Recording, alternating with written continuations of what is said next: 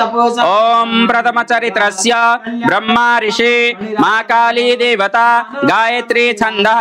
नन्दाशक्ति रन्तदन्तिका बीजम् अग्निस्तत्त्वं ऋग्वेद स्वरूपं श्रीमहाकाली प्रीत्यर्थे प्रथमचरित्रपाठे जपे विनियोगः ध्यानं खड्गं चक्रगदेषु चापपरिघाञ्छूलं भूषण्यं शिर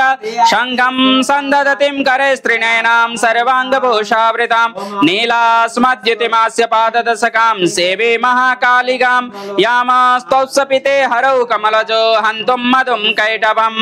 ॐ नमः सन्निकायै ॐ ऐं मार्कण्डे उवाच सावरणे सूर्यतनयो यो मनो कथतेष्टमा निशामय तदुत्पत्तिं विस्तराद् गततो मम महामायानुभावेन यथा मन्वन्तराधिपः स बभूव महाभाग सावरणे स्तनयोरवे स्वारोचिचन्तरे पूर्वं चैत्रवंश समुद्भव सुरथो नाम राजा भूत् समस्ते क्षितिमण्डले तस्य पालयत सम्यक् प्रजापुत्रा निवौरसान् बभूव शत्रवो भूपा कोला विद्वंसिनस्तदा तस्य तैरभवद्युद्धमतिप्रबलदण्डिना न्यूनैरपि सतेर्युद्धे कोला विद्वंसिविर्जिता ततः स्वपुरयमातो निजदेशाधिपो भवत् आक्रान्तः स महाभागस्तैस्तदा प्रबलार्वि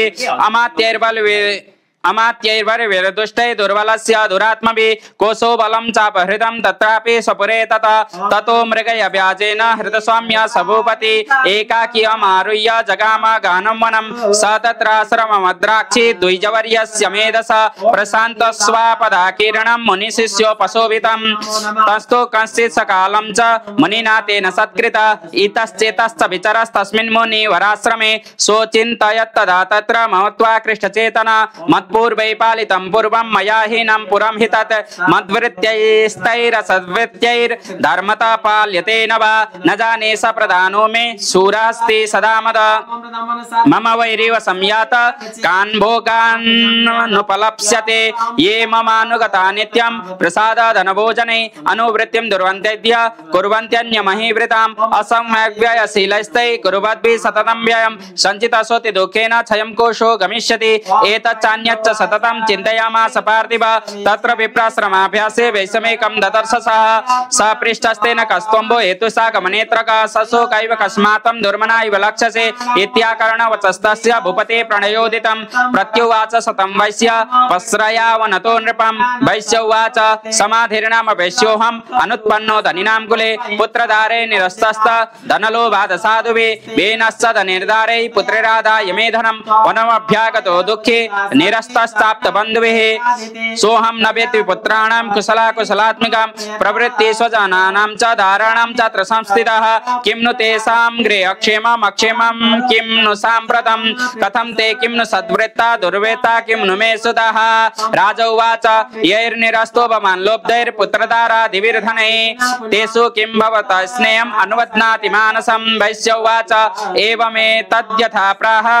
भवान्नस्मात् गतं वच किं करोमि न वदनाति मम निष्ठुरतां मनः यैः सन्त्यज्य पितृस्नेहं धनलोब्धैर्निराकृतः पतिस्वजनहार्जं च हर्दिते स्वे वमे मनः किमेतन्न विजानामि जानन्नपि महामते यत्प्रेम प्रवणं चित्तं विगुणेष्वपि बन्धुषु तेषां कृते निःश्वासो दुर्मनस्यं च जायते करोमि किं यन्न मनस्ते स्वप्रीतिषु निष्ठुरं मार्कण्डेय उवाच ततस्थो सहितो विप्र तम्मुने समुपस्थितौ समाधिर्नाम वैश्यस्वौ स च पार्थिव सत्तमः कृत्वा तु तौ यथा न्यायं यथार्हं तेन संविदम् उपविष्टौ कथा कांश्चिच्चक्रतुर्वैश्य पार्थिवौ राजा उवाच भगवस्त्वामहं प्रष्टो मिच्छामेकं वदत्स तत् दुःखाय यन्मे मनसा स्वचित्ताय ततां विना मम त्वगत राजस्य राजाङ्गेष्वखिलेष्वपि जानतोऽपि यथाज्ञस्य किमेतन्मुनि सत्तम अयं च निकृत पुत्रैर्दारे वृत्त्यैस्ततो जितः स्वजनेन च सत्यक्तेषु हार्दि तथाप्यति एवमेष तथाहं च द्वाभ्यप्यन्त दुःखितौ दृष्टदोषेऽपि विषये मम त्वा कृष्टमानसौ तत्किमेतन्महाभाग यन्मोहो ज्ञानिरोरपि ममास्य च भवत्येषा विवेकानन्दस्य मूढता ऋषिरो उवाच ज्ञानमस्ति समस्तस्य जन्तोर्विषयगोचरे विषयस्य महाभाग याति चैवं पृथक् पृथक् दिवान्धा प्राणिना केचित् दात्रावन्धास्तथा परे केचित् दिवा तथा रात्रौ प्राणिनस्तुल्यदृष्टया ज्ञानिनो मनुजा सत्यं किं तु ते न हि केवलं यतो हि ज्ञानिनः सर्वे पशुपक्षी मृगादय ज्ञानं च तन्मनुष्याणां यत्तेषां मृगपक्षिणां मनुष्याणां च यत्तेषां तुल्यमन्य तथोभयो ज्ञानपि सति पश्यतां पतंगाचान वचनसुचो कर्णमोक्षादितान् मोहात् पीड्यमानान् अपुक्षुधा मनुषा मनुज व्याघ्र साविलासा सुतान् प्रति लोभात्पत्युपकाराय नन्वितां किं न पश्यसि तथापि मतावर्ते मोहगर्ते निपातिता महामाया प्रभावेण संसार स्थितिकारिण्या तन्नात्र विस्मयकार्यो योगनिद्रा जगत्पते महामाया रेश्चैषा तया सम्मोह्यते जगत् ज्ञानिनामपि चेतांसि देवी भगवती सा बलादाकृष्य मोहाय महामाया प्रयच्छति तया विसृजते विश्वं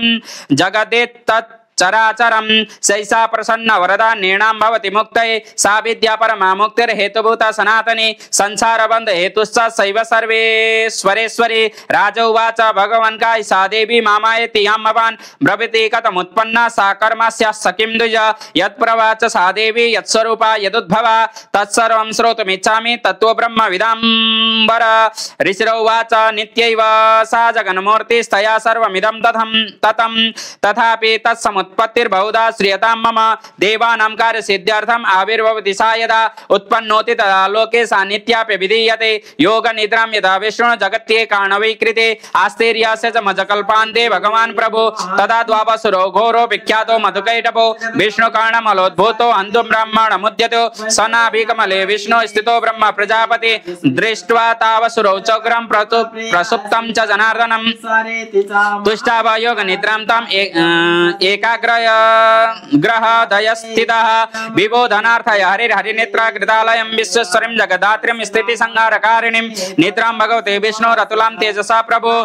ब्रह्म उवाच त्वं स्वा त्वं सदा त्वं हि वषट्कार स्वरात्मिका सुधा त्वमक्षरे नित्ये त्रिधा मात्रात्मिका स्थिता अर्धमात्रा स्थिता नित्या यानुचार्या विशेषतः त्वमेव सन्ध्या सावित्री त्वं देवी जननी परा त्वयि तद्धारते विश्वं त्वयि तत्सृजते जगत् त्वयि तत्पाल्यते देवी त्वमस्यन्ते च सर्वदा बेश्रेष्ठौ सृष्टिरूपा त्वं स्थितिरूपा च पालने तथा संहृतिरूपान्ते जगतोऽस्य जगन्मये महाविद्या महामाया महामेधा महास्मृति महामोहा च भवति महादेवी महासुरी प्रकृतिस्त्वं च सर्वस्य गुणत्रय विभाविनी कालरात्रि महारात्रि मोहरात्रिश्च दारुणा त्वं श्रीस्त्वमीश्वरी त्वं ह्रीस्त्वं बुद्धिर्बोधलक्षणा लज्जा पुष्टि तथा तुष्टि त्वं शान्ति क्षान्तिरेव च खड्गिनी शूलिनी घोरा गदिनी चक्रिणी तथा शङ्किनी चापिनी बाणा भुषुण्डी परिघायुधा सौम्या सौम्यतरा शेषा सौम्येभ्यस्तति सुन्दरी परा पराणां परमा त्वमेव परमेश्वरी यच्च किञ्चित् क्वचित् वस्तु सदसत्वाखिलात्मिके तस्य सर्वस्य या शक्ति सात्वं किं स्तु यसे तदा य त्वया जगत्सृष्टा जगत्पात्यातियो जगत् सोऽपि निद्रावसंनीता कस्त्वं स्तोतु मीयसर विष्णु शरीर ग्रहण मामिषान एव च कारितास्ते यतो तस्त्वं कस्तोतुं शक्तिमान् भवेत् सात्वमेत्तं प्रभावै स्वरुदारे देवी संस्तुता मोहयितो दुरादर्शा वसुरो मधुकैटभो प्रबोधं च जगस्वामी नियतामच्युतो लघु बोधसक्रिय तामस्य अन्तुमेतो महासुरौ ऋषिरुवाच एवं स्तुता तदा देवी तामसी तत्र मेधसा विष्णु प्रबोधनार्थाय नियन्तुं मधुकैटभो नेत्रासिनासिका बाहु हृदयव्यस्तथो रसः निर्गम्य दर्शने तस्थो ब्राह्मणो व्यक्तजन्मना उक्तस्थौ च जगन्नाथस्तया मुक्तो जनार्दन एकारणवे स यना तथा स ददृशे चतौ मधुकैटभो दूरात्मा अतिवीर्य पराक्रमो